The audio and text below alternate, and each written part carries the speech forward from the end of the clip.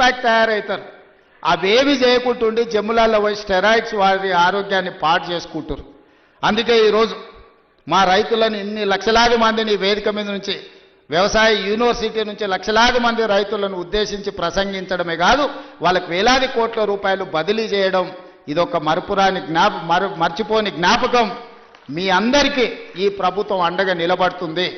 రాబోయే రోజుల్లో భూమి అనేది మీకు ఇండ్ల పట్టా అనేది ఇందిరమ్మ ఇల్లు అనేది ఇందిరమ్మనే ఇచ్చింది.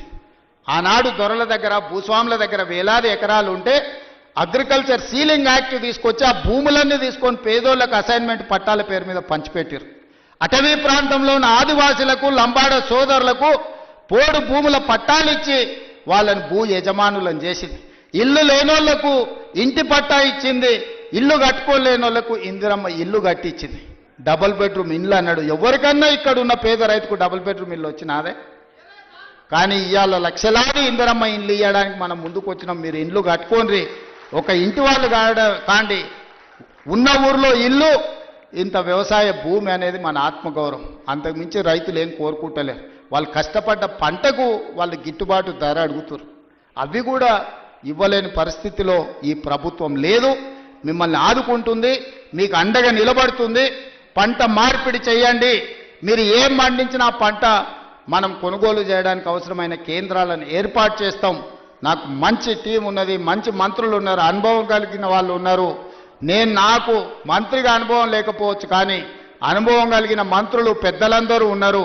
వాళ్ళందరి సహకారంతో ఒక మంచి పరిపాలన అందించి తెలంగాణ రాష్ట్రం దేశానికి ఆదర్శంగా నిలబడే విధంగా తెలంగాణ రాష్ట్రం ఈ దేశంలోనే మొదటి స్థానంగా ఉండే రాష్ట్రంగా తీర్చిదిద్దే బాధ్యత తీసుకుంటాం. ఎవరు ఎన్ని గోల పెట్టినా, ధర్నాలు చేసినా, రోడ్డు మీద బండి దొల్లినా, తొడుక్కున్న బట్టలు చించుకున్నా 10 ఏళ్ళు మన ప్రభుత్వమే ఉంటుంది. నేను ఈ మాట చెప్పదలుచుకున్నా. వాళ్ళని చూడండి, వాళ్ళ మాటలు చూడండి. అసూయ, అక్కసు, కడుపు నిండా విషం కనిపిస్తుంది, అహంభావం కనిపిస్తుంది, బల్పు కనిపిస్తుంది మాటలలో. చూడండి, టీవీ ముందర మాట్లాడేటప్పుడు ఒక్కసారి. ఎందుకే 10 ఏళ్ళు వెళ్ళిండ్రు కదా, అన్ని అవకాశాలు ఇచ్చారు ప్రజలు. మిమ్మల్ని ఎవరు చేయొద్దన్నారు?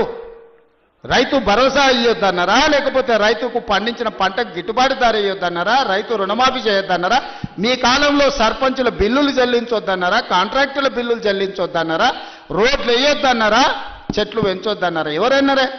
10 ఏళ్ళు మొత్తం మీ ఇష్టారాజ్యంగా పరిపాలన చేసి రాష్ట్రాన్ని రావణ కాష్టంగా మార్చి రాష్ట్రం మొత్తం విధ్వంసం చేసి బొందల గడ్డగా మార్చి ఇంకా సిగ్గు లేకుండా రోడ్ల మీదకి వచ్చి మమ్మల్ని తిట్టే పని చేస్తున్నారు.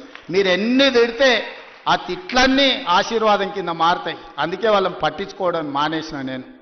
ఎందుకంటే రోడ్డు మీద మనం పోతుంటే అరుస్తూనే ఉంటాయి కొన్ని. అరిసినప్పుడు అరిసిన దానికల్లా వెనక్కి తిరిగి రాయితో కొట్టం కదా. నేను పని చేస్తా, మీరు వాళ్ళ పని చూడండి అని తెలియజేస్తూ మీ అందరి దగ్గర సెలవు తీసుకుంటున్నాను. ఒక నిమిషం అందరూ గౌరవనీయులు